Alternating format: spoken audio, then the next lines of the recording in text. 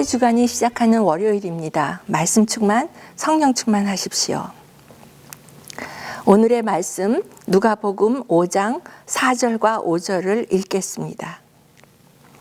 말씀을 마치신 후 예수께서 시몬에게 명령하셨습니다. 물이 깊은 곳으로 나가 그물을 내리고 고기를 잡아라. 시몬이 대답했습니다. 선생님, 저희가 밤새도록 애썼지만 아무것도 잡지 못했습니다. 그러나 선생님의 말씀대로 제가 그물을 내려보겠습니다. 예수님과 베드로의 대화의 현장은 게네사렛 호숫가입니다. 이 지역에서 예수님께서 두루 다니시며 많은 사람에게 하나님의 말씀을 가르치셨고 병을 고치셨습니다. 또한 이곳은 베드로의 일터이자 삶의 현장이기도 합니다. 그물을 씻고 있었던 베드로의 삶의 현장에 예수님이 오셔서 배에 올라타시고 그 배 위에서 사람들을 가르치셨습니다. 예수님은 베드로로 하여금 가까이서 말씀을 듣게 하신 배려였습니다. 그날 베드로는 밤새도록 일했지만 고기를 아무것도 잡지 못해 지치고 힘이 빠져서 허탈한 상태였습니다. 말씀을 마치신 후 예수님은 베드로에게 가까이 다가가셔서 명령하셨습니다. 물이 깊은 곳으로 나가 그물을 내리고 고기를 잡아라. 물이 깊은 곳에서 그물은 고기를 잡기에는 적절하지 못한 도구입니다. 그러나 베드로는 숙련된 어부지만 자신의 경험이나 지식으로 판단하지 않고 예수 선생님의 말씀대로 순종하여 그물을 내렸습니다. 그러자 말씀대로 그물이 찢어질 정도로 많은 고기들이 잡혔습니다. 배에 가득 차 가라앉을 지경이었습니다. 예수님의 말씀대로 믿음으로 순종하였더니 기적을 본 것입니다. 말씀을 믿고 순종할 때 하나님의 영이 내 안에 들어오십니다. 말씀대로 순종할 때 자기 부인의 역사가 일어납니다.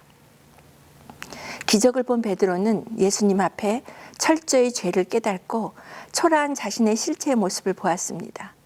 그리고 예수님 무릎 앞에 겸손히 엎드려 고백합니다. 주여, 제게서 떠나십시오. 저는 죄인입니다. 베드로에게 예수님은 더 이상 선생님이 아니라 이제는 주님입니다. 베드로가 하나님의 영광을 보는 순간 베드로의 주인이 주님으로 바뀌었습니다. 나의 주인이 주님임을 깨닫게 되면 모든 것이 정리됩니다. 나의 본성에 창조의 질서가 생기고 나의 정체성이 하나님의 자녀, 의인으로 바뀌는 것입니다.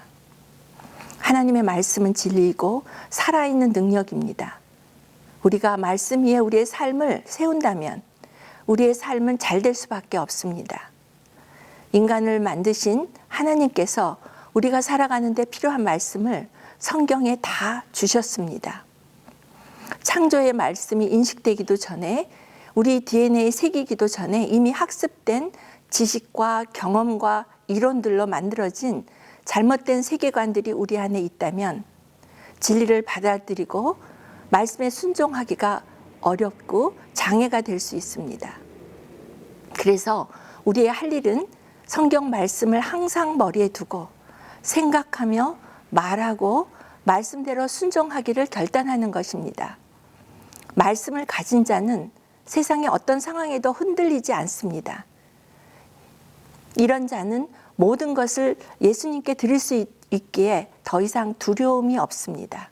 그래서 담대하게 하나님의 뜻에 따라 하나님의 나라의 일을 할 수 있는 것입니다. 하나님은 말씀에 순종하고자 하는 충성된 자에게 복음 전파의 사명을 맡기시고 이제부터 너는 사람을 날릴 것이다 라고 격려와 힘을 주실 것입니다. 오늘 주신 말씀대로 우리가 기도하겠습니다. 주님, 우리가 정말 신년을 맞이해서 성경 통독으로 온 성도들이 집중하고 있습니다. 말씀을 대할 때마다 말씀대로 우리가 생각이 바뀌게 하시고 우리의 언어가 바뀌게 하시고 우리가 말씀대로 순종하겠다는 결단을 하게 하여 주시옵소서. 그래서 우리가 생명의 말씀을 가진 자로 주님의 나라에 충성된 일꾼으로 쓰임받는 도구가 되기를 소망합니다.